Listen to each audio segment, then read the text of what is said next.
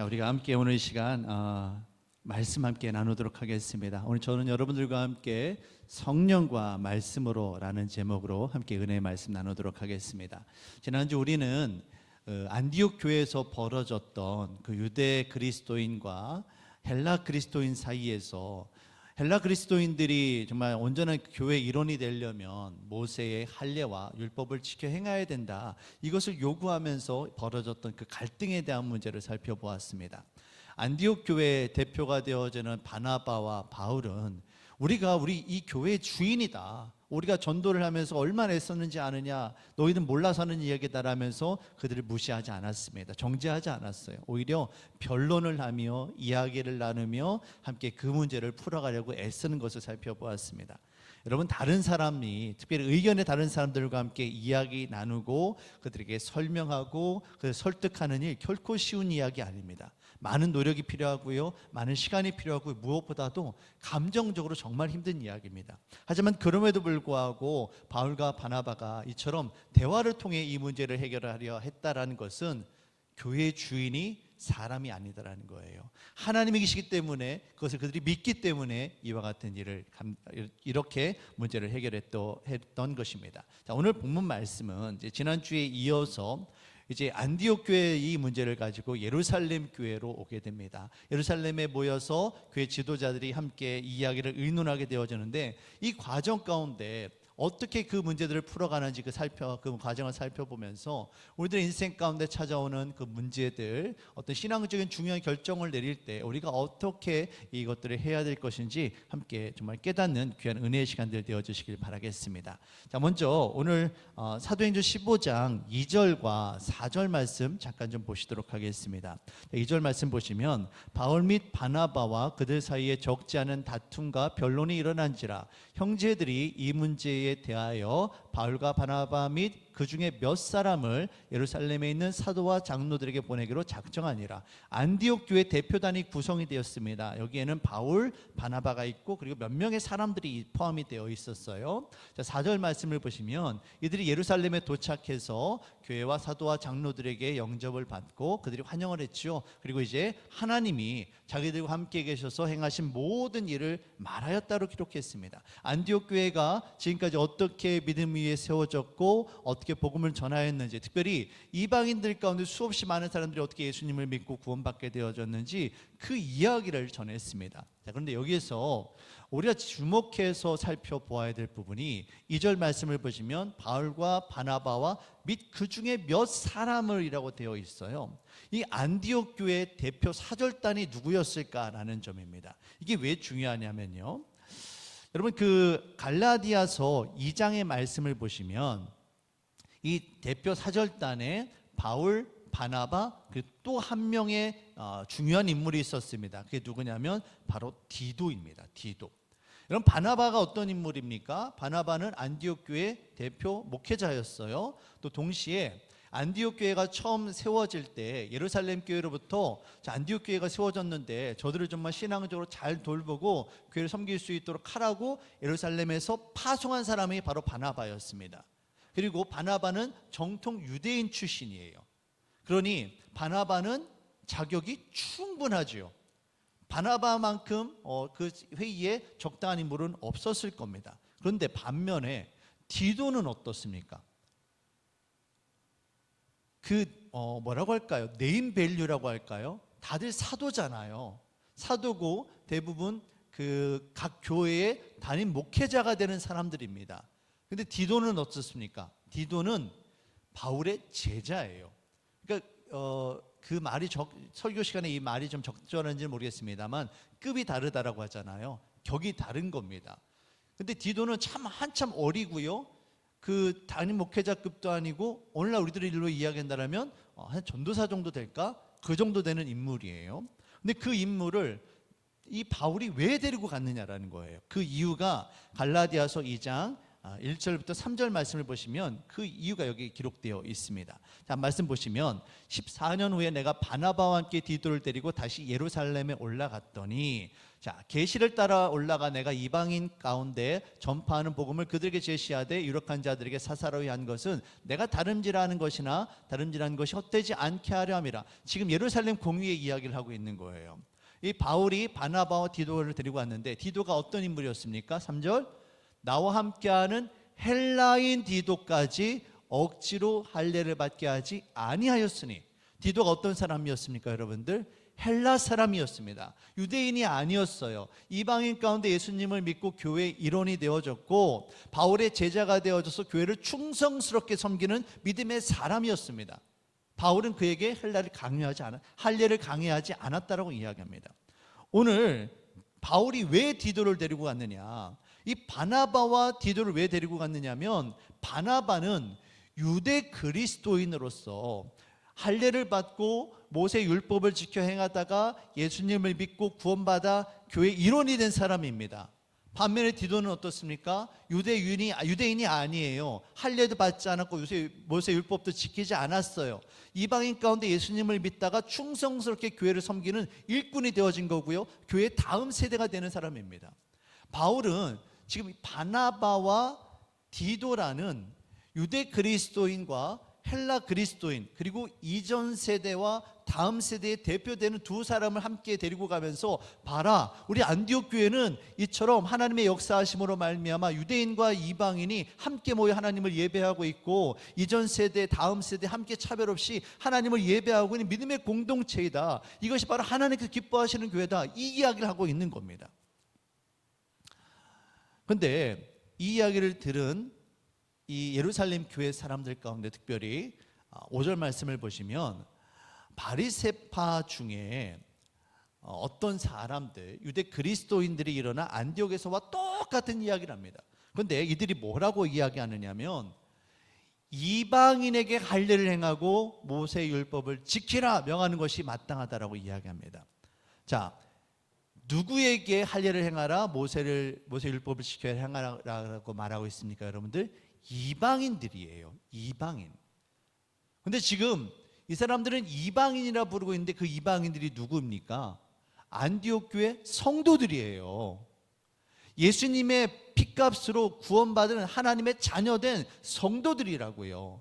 근데 이 사람들이 안디옥 교회 성도들에게, 아니면 안디옥 교회에서 신앙생활 하려고 하는 사람들에게, 아니면 우리가 부르는 것처럼 헬라 그리스도인들이 이렇게 부르는 게 아니라 그들은 뭐라고 부르고 있습니까? 이방인이다라고 부르고 있는 거예요. 너희가 예수님을 믿든 믿지 않았든 내 눈에게는, 내가 볼 때는 너희는 여전히 이방인이라는 거예요. 너희의 피부 색깔, 눈 색깔, 머리 색깔 다 다르지 않느냐? 그리고 너희들은 결정적으로 유대인이 아니지 않느냐? 너희들은 모세의 율법 지켜 행하지 않고 할례 행하지 않으니 너희는 아직도 이방인이다라는 거예요. 모두가 예수 그리스도를 믿음으로 말미암아 구원받은 하나님 나라 백성이 되었음에도 불구하고 그들의 겉모습은 다를지 모르지만 속사람은 모두 다 똑같아요. 그런데 여전히 그들은 너희는 이방인이고 나는 유대인이다. 아직도 서로가 서로의 그 선을 긋고 서로 본질적인 것이 아니라 비본질적인 것을 가지고, 정말 그 속사람이 아니라 겉으로 드러나는 외부의 것을 가지고 계속해서 물고 늘어지고 있는 그 연약한 그들의 모습을 발견하게 됩니다. 교회 안에서 일어나는 대부분의 문제, 갈등들은 이처럼 본질과 비본질을 구분하지 못함으로 인해서 발생되는 것들이 거의 대부분입니다. 여러분, 예수님 믿는 것은 본질에 대한 이야기일까요? 비본질에 대한 이야기일까요? 본질에 대한 이야기입니다. 본질 중에서도 본질에 대한 이야기입니다. 나의 속사람이 변화되는 이야기예요. 이전에는 내가 세상을 주인 삼고 내가 주인이 되어서 살아왔다라면, 이제는 그게 아니라 내가 예수님만을 믿고 따라가기를, 예수님이 나의 주인 되어주시고 나를 주장해 주신 삶으로 내가 변화되기를, 내 속사람이 변화되는 내 본질 중에 본질을 이야기하는 것이 바로 믿음이고 구원에 대한 이야기입니다. 그런데 할례, 모세 율법 어떤 겁니까? 겉으로 드러나는 외부에 대한 것들이에요. 외모에 대한 이야기고요, 행위에 대한 이야기들입니다. 본질이 아니라 뭐에 대한 이야기입니까? 비본질에 대한 이야기예요. 근데 대부분 이 본질의 것을 가지고 싸우는 게 아니라, 본질의 것을 가지고 어떻게 하면 우리가 하나 될 것을 이야기하는 게 아니라 비본질적인 것들, 이렇게 해도 되고 저렇게 해도 되고 괜찮은 것들을 가지고 싸우는 일들이 너무나도 많다라는 겁니다. 예전에 제가 어렸을 때 DJ DOC라는 그룹이 있었습니다. 아마 여러분들 다 한 번씩은 들어보셨을 거예요. 한 30년, 거의 20년, 30년 됐더라고요. 그 사람들이, 그 가수들이 활동한 지가. 그들이 부른 노래 가운데 DJ DOC와 추물이라는 노래가 있습니다. 그 가사 가운데 이런 가사들이 있어요. 좀 화면 좀 보여주십시오. 젓가락질을 잘해야만 밥을 먹나요? 잘못해도 서툴러도 밥 잘 먹어요. 그러나 주위 사람 내가 밥 먹을 때 한마디씩 하죠. 너 밥상에 불만 있냐? 여러분, 잠깐만요. 너무 빨라요. 여러분, 밥 먹는 게 본질이에요? 아니면은 젓가락질하는 게 본질이에요? 밥 잘 먹는 거잖아요. 우리 아이들 키우는 부모님들 제일 소원이 뭐예요? 아이들 밥 좀 잘 먹었으면 좋겠어요. 밥 잘 먹고 건강하게 자랐으면 좋겠습니다. 이게 부모님들의 소원이에요. 아이들이 젓가락질 서투르면 어때요? 포크로 밥 먹고 숟가락으로 밥 먹으면 어때요? 그런데 그걸 가지고 어른들은 뭐라고 이야기합니까? 비본질적인 것으로 너 왜 젓가락질 그렇게 하느냐? 그러면서 하는 얘기가 너 무슨 불만 있냐 이런 얘기를 한다는 거죠. 또 그 다음 얘기를 한번 보시면 다음 가사를 보면 이런 얘기가 있어요.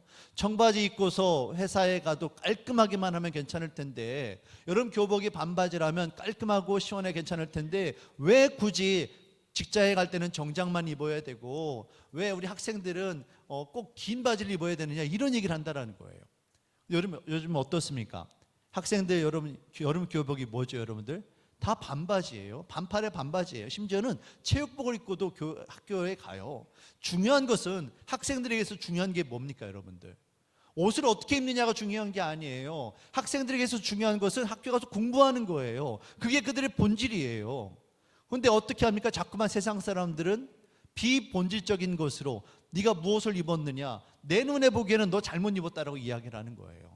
아이들은, 학생들은 정말 공부하는데 열심히 하기 위해서 불편해서 그것을 입고 있는데, 어른들의 입장에서는, 어른들이라고 해서 죄송합니다, 모든 분들은 그러시지 않을 텐데 비본질적인 것을 가지고 이야기하는 분들은 그걸 가지고 문제를 삼는 거예요.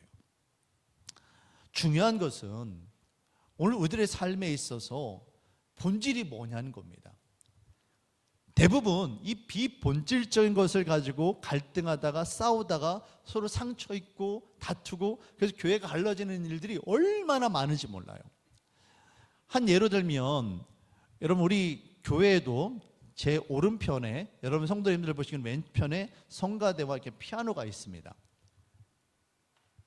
여러분 눈여겨보세요. 혹시 다른 교회에 어쩌다 한번 가셔보시면 피아노와 성가대 위치가 어디 있는지 한번 보세요. 거의 대부분 오른쪽에 있습니다. 어느 한 분이 교회에다가 피아노를 헌물을 했는데, 이분이 보기에는 피아노를 왼쪽에 두고 싶은 거예요. 그랬으면 좋겠다라고 교회 장로님과 성가대에다 의견을 얘기했는데, 교회는 그런 법이 없다. 어느 교회도 다들 오른쪽에다 피아노를 두지 왼쪽에 두는 법은 없다 하면서 그분의 이야기를 묵살했다는 거예요. 이분이 상처를 받은 겁니다. 내가 교회를 사랑하는 마음으로 교회에서 예배 잘 드리고자 좀 헌물을 했고, 좀 그래서 내가 보기에는 좀 왼쪽에 좋은 것 같아서 그렇게 하자고 하는데 내 이야기를 무시를 했다는 거죠. 여러분, 성경 어디에 목회자 오른편에, 설교자 오른편에 피아노를 둬야 된다라는 법이 있습니까? 있으면 저한테 얘기 좀 해주세요. 어디에도 없습니다. 그런데 교회들은 거의 대부분 오른쪽 편에 둬요. 한번 생각해 보세요. 여러분 고향교회나 이웃교회 어떻게 두는지 똑같아요. 왜 그런지 모르겠어요. 근데 언젠가부터 그렇게 해왔어요. 이게 본질이 아니다라는 거예요. 본질은 뭐예요? 우리가 얼마나 하나님 앞에 정말 전심을 다해 예배할 수 있느냐라는 거예요. 피아노를 어디에 두든지 그건 상관없어요. 제가 좋아하는 말 가운데 이런 말이 있습니다. 저는 이게 정말 성경 말씀처럼 여겨져요. 본질에는 일치를, 비본질에는 자유를, 모든 것에는 사랑을. 본질적인 것, 우리 예수님 믿고 구원받는 것, 이것에 있어서는 정말 일치가 있어야 돼요. 그것을 위해서는 우리가 때로는 목숨 걸고 싸워야 해요. 그래서 수많은 사람들이 예수님의 십자가 복음을 지키기 위해서 자신의 생명을 걸고 그것을 지켜왔던 거예요. 하지만 비본질적인 것들, 피아노를 어디에 두든지 점심을 국수를 먹든 밥을 먹든 그건 중요하지 않다는 겁니다. 이거는 자유해도 되는 이야기예요. 중요한 거, 그리고 하나 제일 중요한 거, 이 모든 것에 형제 사랑의 마음이 있어야 된다는 겁니다. 그가 무엇을 하든지 품을 수 있는 마음이 있어야 된다는 거예요. 우리 안에 이와 같은 형제 사랑의 마음이 없기 때문에 비본질적인 것을 가지고 자꾸만 싸우고 다투고 하는 그런 일들이 이루어지게 되어지는 겁니다. 사랑하는 성도 여러분, 무엇이 중요한지를 깨닫고 본질적인 이야기를 가지고 우리의 속사람을 변화되어지는 그런 은혜를 누리며 살아가실 수 있기를 주의 이름으로 축원합니다. 자, 계속해서 말씀을 보시겠습니다. 자, 6절 이하의 말씀을 보시면 이 문제를 가지고 사도와 장로들이 모여 의논을 합니다. 여기에서 당시 예수님의 12제자 가운데 대표격이었던 이 베드로가 자신이 약 10년 전에 겪었던 이야기를 끄집어냅니다. 바로 백부장 고넬료에게 복음을 전했던 이야기예요. 사도행전 10장의 말씀을 보시면 당시 가이사랴에 머물러 있었던 로마 사람, 이방인인 로마 군대 대장 백부장인 고넬료에게 베드로가 복음을 전한 일이 있었습니다. 베드로가 그를 찾아가 복음을 전했는데 복음이 전해지는 그 자리에서 고넬료가 예수님을 믿었어요. 근데 그것으로 끝난 것이 아니라 거기에 오순절날 성령께서 임하셨던 것처럼 똑같이 고넬료와 그의 모여있는 가족들에게 성령께서 임하시는 겁니다.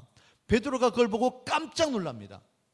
베드로는 그냥 불쌍히 여기는 마음으로 이방인들도 예수님 믿으면 좋겠다라는 정도로 그게 복음을 전한 것 같아요. 그런데 그 자리에 자신들이 경험했던 것처럼 똑같이 성령께서 강력히 임하시는 것을 보면서 성령님께서 지금 이들을 인정해 주시는구나, 이들을 받아주시는구나, 그러니 사람인 내가 어찌 이거를 거부할 수 있겠느냐라고 하면서 그 자리에서 고넬료에게 세례를 베풉니다. 그 이야기를 베드로가 하는 거예요. 그러면서 오늘 이 회의 자리에서 베드로가 아주 중요한 이야기를 합니다. 자, 8절과 9절 말씀입니다. 또 마음을 아시는 하나님이 우리에게와 같이 그들에게도 성령을 주어 증언하시고 성령님께서 그들을 구원받은 하나님 나라 백성으로 인정하셨다라는 겁니다. 증거하셨다라는 이야기예요. 자, 그 다음 믿음으로 그들의 마음을 어떻게 하셨다고 합니까? 깨끗하게 하셨다라는 거예요. 성령님께서 그들이 믿음으로 말미암아 깨끗한 존재, 거룩한 존재가 되어졌다라는 것을 성령님께서 인정해 주셨다라는 거예요. 그런데 우리 인간이 어떻게 저 헬라 그리스도인들을 향하여 할례를 받지 않았다라고 해서 모세의 율법을 지켜지 행하지 않았다고 해서 우리가 어떻게 그들을 더럽다라고, 거룩하지 않다라고, 우리의 형제가 아니라 외부인이다라고 말할 수 있겠느냐라는 겁니다. 근데 여러분, 이 이야기가 누가 한 얘기입니까? 원래 고넬료에게 복음을 전할 때 성령님께서 베드로에게 했던 이야기예요. 베드로가 그를 받아들이지 않고 거부하려고 할 때 성령님께서 내가 그를 거룩하다라고 하는데, 내가 그를 인정하는데 왜 네가 그를 거부하느냐라고 말씀하셨던 바로 그 이야기입니다. 사도행전 10장 15절 말씀입니다. 또 두 번째 소리가 있으되 하나님께서 깨끗하게 하신 것을 내가 속되다 하지 말라 하더라. 베드로는 바로 지금 이 이야기를 하고 있는 겁니다. 성령님께서 그들에게 역사하셔서 그들이 구원받은 하나님 나라 백성을 이미 된 것을 우리가 다 보고 경험하지 않았느냐. 바울과 바나바가 성령님께서 그 안디옥 교회 가운데 이방인 그리스도인들 가운데 어떻게 역사하셨는지 우리가 듣질 않았느냐. 성령님께서 그들을 깨끗하다라고 하시는데 우리는, 인간은 우리가 어떻게 그들을 향하여 속되다 말할 수 있겠느냐라는 겁니다. 이거는 뭐라는 이야기예요? 하나님의 뜻을 어기는 일이고 하나님을 시험하는 일이고 하나님의 뜻에 반대되는 일이다라는 겁니다. 그래서 사도행전 15장 10절에서 베드로가 이렇게 이야기하는 겁니다. 그런데 지금 너희가 어찌하여 하나님을 시험하여 우리 조상과 우리도 능히 매지 못하던 그 멍에를 제자들의 목에 두려느냐. 하나님을 시험하지 말라는 거예요. 성령 하나님의 뜻을 어기지 말라는 겁니다. 사랑하는 성도 여러분, 우리가 어떠한 중요한 결정을 내릴 때, 특별히 우리들의 삶에 있어서, 신앙에 있어서 본질적인 것을 이야기할 때 누구의 의견을 먼저 구해야 되겠습니까? 성령 하나님의 뜻을 구하는 저와 여러분들이 되시기를 주의 이름으로 축원합니다. 사람의 귀, 우리 부모님이나 배우자나 우리 동료나 얼마든지 사람들의 이야기를 들을 수 있어요. 하지만 정말 중요한 것은 뭐냐면 우리를 누구보다도 제일 잘 아시는 이가 누구냐는 겁니다. 바로 저와 여러분 안에 거하시며 오늘도 우리를 위하여 정말 쉬지 않고 말할 수 없는 탄식으로 기도하고 계시는 성령 하나님의 뜻을 가장 먼저 들어야 되지 않겠습니까? 로마서 8장 26절 말씀입니다. 이와 같이 성령도 우리의 연약함을 도우시나니 우리는 마땅히 기도할 바를 알지 못하나 우리는 무엇이 길이고 무엇이 진리인지 모른다라는 거예요. 그러나 성령이 말할 수 없는 탄식으로 우리를 위하여 친히 간구하시느니라. 우리가 정말 어느 길로 가는 것이 하나님의 뜻인지 성령님께서는 알고 그 길로 우리를 이끄시기 위해서, 우리가 그 길로 가기 위해서 지금도 저와 여러분들을 위해서 기도하고 계시다라는 겁니다. 사랑하는 성도 여러분, 성령 하나님의 뜻을 구하는 저와 여러분들이 되시기를 주의 이름으로 축원합니다. 성령께서 저와 여러분들의 눈과 귀를 열어주셔야만 해요. 그러지 않으면 우리는 이 혼탁한 세상 가운데, 이 어지러운 세상 가운데 너무나도 쉽게 길을 잃고 방황하게 되어집니다. 엠마오 두 제자를 기억해 보시길 바랍니다. 예수님과 함께 길을 가고 있습니다. 함께 이야기를 나누고 있어요. 함께 식사를 합니다. 그럼에도 불구하고 그들은 예수님이 바로 자신들의 옆에 있음에도 알아보지를 못합니다. 두려움에 사로잡혀 걱정 근심 가운데 있습니다. 그때 예수님께서 그들을 위해 기도해 주실 때 어떻게 됩니까? 그들의 눈이 열리면서 비로소 예수님이 함께 계심을 깨닫고 그들이 두려움 없이 걱정 없이 염려 없이 그들이 도망쳐왔던 그 예루살렘으로 돌아갈 수 있었던 것을 여러분 기억하시길 바랍니다. 성령님께서 오늘 저와 여러분들의 눈과 귀를 열어주셔야만 합니다. 하나님의 뜻을 간구할 수 있는 저와 여러분들이 되시길 바라겠습니다. 자, 이제 마지막으로 베드로가 이처럼 성령 하나님의 뜻을 따를 것을 이야기합니다. 이제 마지막으로 야고보가 일어나서 이야기를 해요. 야고보는 당시 예루살렘 교회의 대표 지도자였습니다. 근데 이 야고보가 하는 이야기가, 베드로의 말을 들어보니 이 이야기가 하나님의 말씀과 같다라는 겁니다. 하나님의 말씀이 이게 맞다라는 거예요. 자, 야고보는 오늘 본문 말씀 16절에서 18절에 나오는 말씀을 이렇게 이야기합니다. 이 말씀은 원래 아모스 선지자가 예언했던 말씀이에요. 그 말씀을 이 야고보가 전하며 이렇게 이야기합니다. 자, 말씀 보시겠습니다. 사도행전 15장 말씀 보시겠습니다. 이후에 내가 돌아와서 나는 바로 메시아를 이야기합니다. 예수님을 뜻합니다. 아모스 선지자 예언의 말씀이에요. 다윗의 무너진 장막을 다시 지으며 또 그 허물어진 것을 다시 지어 일으키리니, 유대에 있는 신앙 공동체가 무너졌는데 이 다윗의 장막, 하나님을 예배하는 신앙 공동체, 오늘날 우리들의 일로 이야기한다면 교회를 예수님께서 다시 세우실 것을 말씀해 주셨습니다. 그런데 그 교회의 일원이 누가 되느냐? 남은 자들, 유대인들 가운데 신앙을 지킨 그 남은 자들을 이야기합니다. 그 남은 자들과 함께 또 누가 있습니까? 내 이름으로 일컬음을 받는 모든 이방인들로, 유대인이 아니라 모든 이방인들도 모두 다 주님을 찾게 되고 예수님의 이름을 부르게 되어지고 교회의 일원이 되는 것이 바로 주님의 말씀이다라는 겁니다. 야고보 선지자는 내 이름으로 일컬음을 받는 모든 이방인들로 주를 찾게 하리라, 이 말씀을 인용하며 헬라 그리스도인들도 구원받아 교회의 일원이 되는 것이 바로 하나님의 뜻, 말씀에 기록된 하나님의 뜻이다. 그러니 우리가 더 이상 헬라 그리스도인들에게 율법이나 할례의 짐을 지워주지 말고 괴롭게 하지 말자는 겁니다. 왜 그렇습니까? 이것이 인간의 뜻이 아니라 하나님의 뜻이기 때문에 그렇습니다. 야고보는 내가 예수님의 형제다, 내가 예루살렘의 대표다, 얼마든지 자신의 인간적인 권위를 주장할 수 있었습니다. 하지만 야고보는 자신의 이야기를 하지 않아요. 내 이야기를 하지 않고 누구의 뜻을 대변합니까? 하나님의 말씀을 대변하는 거예요. 이게 바로 하나님의 말씀에 합당하니 이 말씀을 따르자라는 겁니다. 여러분, 성경은 원리의 책입니다. 우리 믿음의 사람들이 세상을 살아가면서 어떻게 살아가야 할 것인지 삶의 원리를 밝혀주는 책이 바로 성경이에요. 여러분, 중요한 결정이면 중요할수록 성경을 통해 하나님의 뜻을 확인하시길 바랍니다. 성경이 아니다 하면 그 길을 가지 마세요. 그 길은 하나님의 길이 아닙니다. 하지만 성경이 맞다라 하면 때로는 내가 손해보고요, 내가 피해보는 일이 있어도 목숨 걸고 그 길을 선택하고 가야만 합니다. 왜냐하면 그 길이 하나님께서 기뻐하시는 길이기 때문에 그렇습니다. 중요한 것은요, 우리가 성령 하나님 앞에 기도하며 하나님의 뜻을 간구합니다. 그런데 간혹 우리가 인간이 실수를 해요. 내가 기도하면서 받은 이 응답이 내 욕심으로부터 나온 것일 수도 있는데 그걸 분별하지 못할 때가 있다는 겁니다. 그래서 성령 하나님의 뜻이 정말 맞는지 다시 한번 무엇을 통해 확인해야 됩니까? 하나님의 말씀을 통해 확인하는 작업이 필요하다는 거예요. 오늘 야고보는 이 베드로와 야고보를 통해서 예루살렘 교회가 하는 이야기가 뭐냐? 바로 하나님의 뜻을 구하자는 겁니다. 성령 하나님의 뜻을 묻고 기도함으로 성령 하나님의 뜻을 묻고 다시 한번 하나님의 말씀인 성경을 통해서 재차 확인하자는 거예요. 성령 하나님의 뜻을 묻고 또 하나의 성경인 하나님의 말씀을 통해 확인해 보니 이방인들도 우리 함께 교회의 그리스도인이 되는 것이 바로 하나님의 뜻이다. 그러니 우리가 그를 막지 말자. 이게 바로 그들의 결정인 겁니다. 자, 이 결론이에요.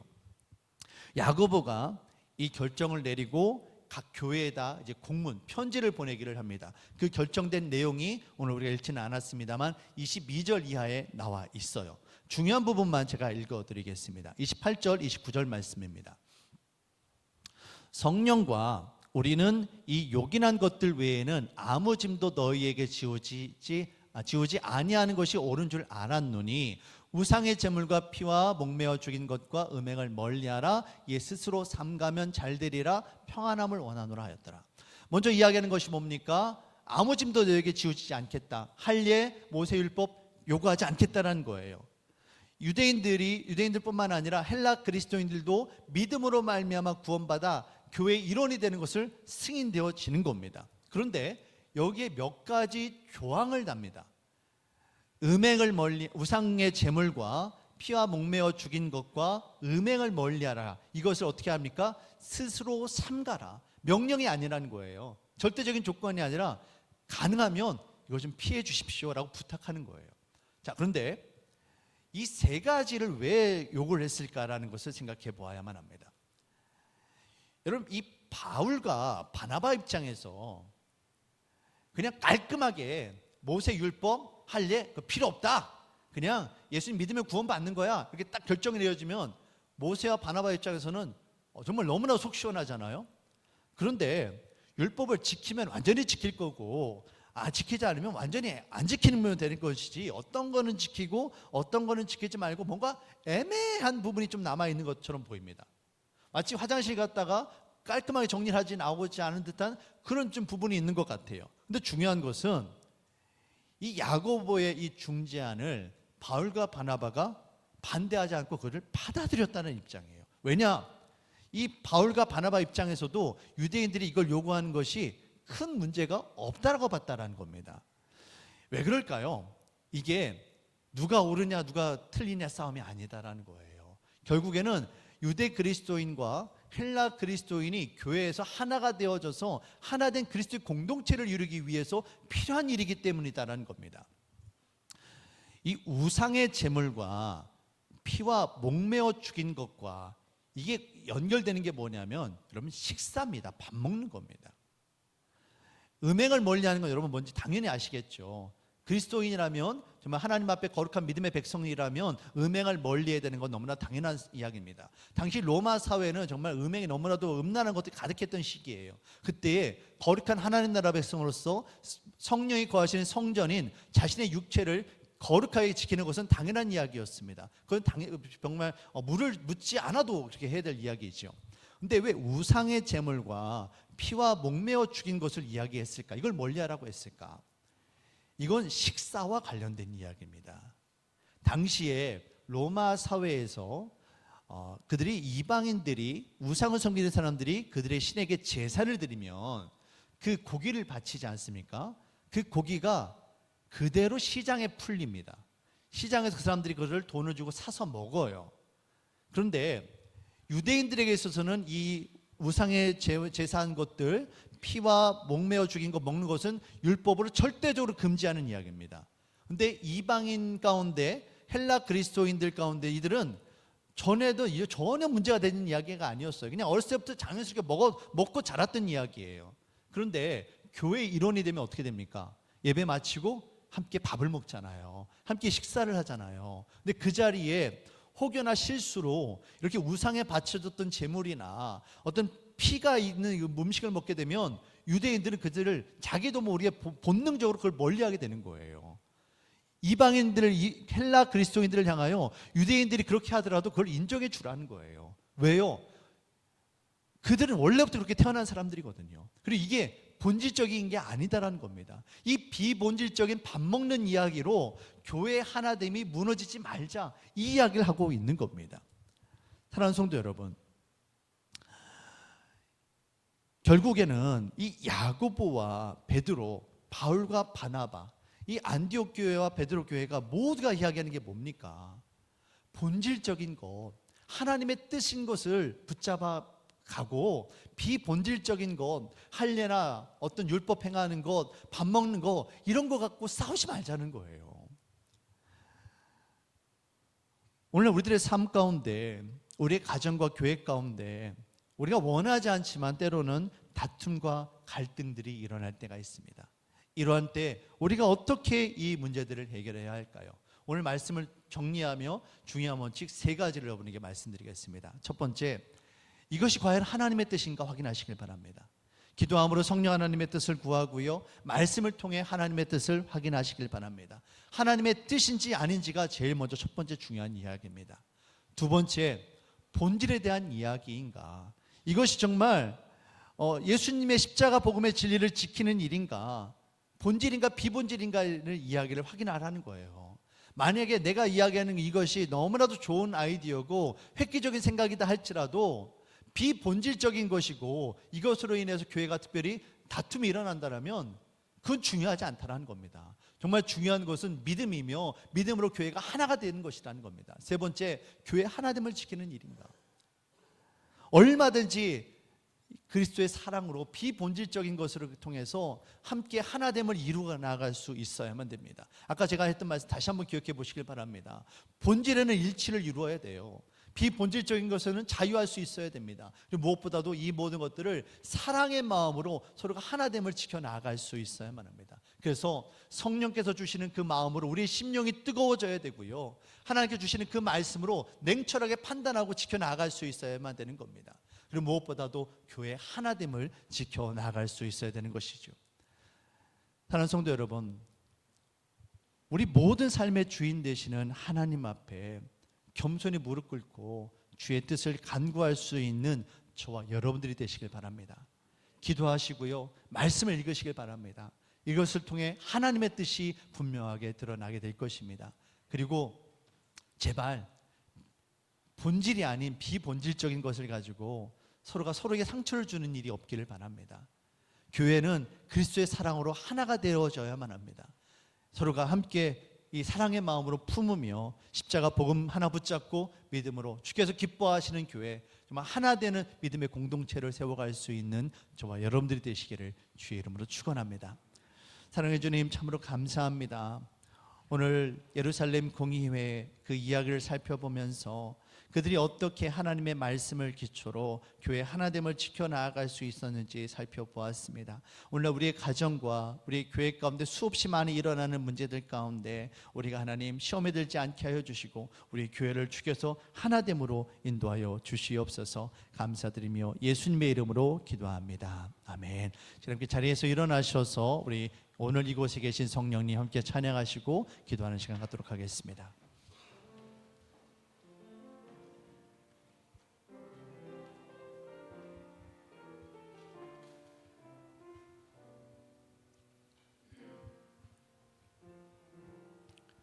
오늘 이곳에 계신 성령님, 우리에게 말씀하시고 우리를 가르치소서.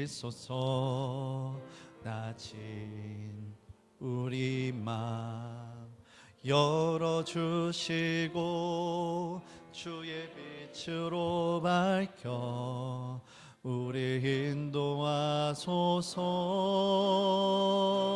주님보다 앞서지 않고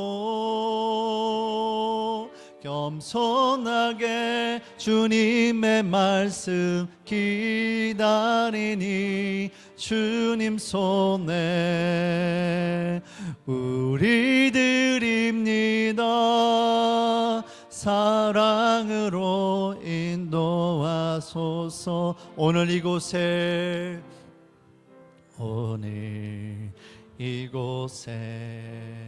계신 성령님, 우리에게 말씀하시고 우리 가르치소서. 닫힌 우리 마 열어주시고 주의 빛으로 밝혀 우리 인도하소서. 주님보다 앞서지 않고 겸손하게 주님의 말씀 기다리니 주님 손에 우리 드립니다. 사랑으로 인도하소. 주님보다 앞서지 않고 겸손하게 주님의 말씀 기다리니 주님 손에 우리 드립니다. 사랑으로 인도하소서.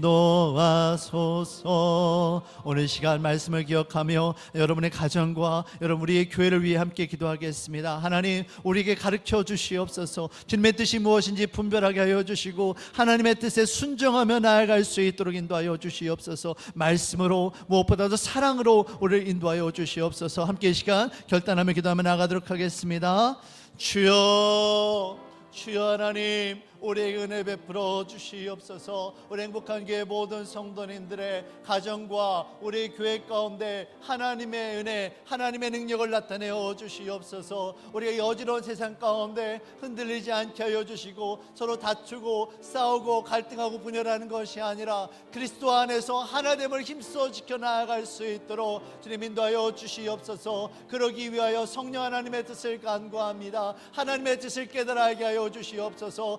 말씀을 통해 하나님의 뜻을 분별하게 하여 주시옵소서. 우리 인도하시는 하나님의 뜻 가운데 거하기를 원합니다. 무엇보다도 형제 사랑이 우리 안에 먼저 우선이 되어지게 하여 주시옵소서. 나의 형제 자매를 사랑하게 하여 주시고 우리 교회 하나됨을 힘써 지켜나갈 수 있도록 주님 인도하여 주시기를 원합니다. 우리 교회를 인도하여 주시옵소서. 우리 교회의 주인이 바로 하나님이심을 고백합니다. 하나님, 주님 다스려 주시옵소서. 오직 주의 뜻 가운데 나아가길 원하오니 주님 인도하여 주시옵소서. 주님 말씀하여 주시옵소서. 주님보다 앞서지 않고 겸손하게 주님의 말씀 기다리니 주님 손에 우리 드립니다. 사랑으로 인도하 주님보다 앞서지 않고 주님보다 앞서지 않고 겸손하게 주님의 말씀 기다리니 주님 손에 우리 드립니다. 사랑으로 인도하소서.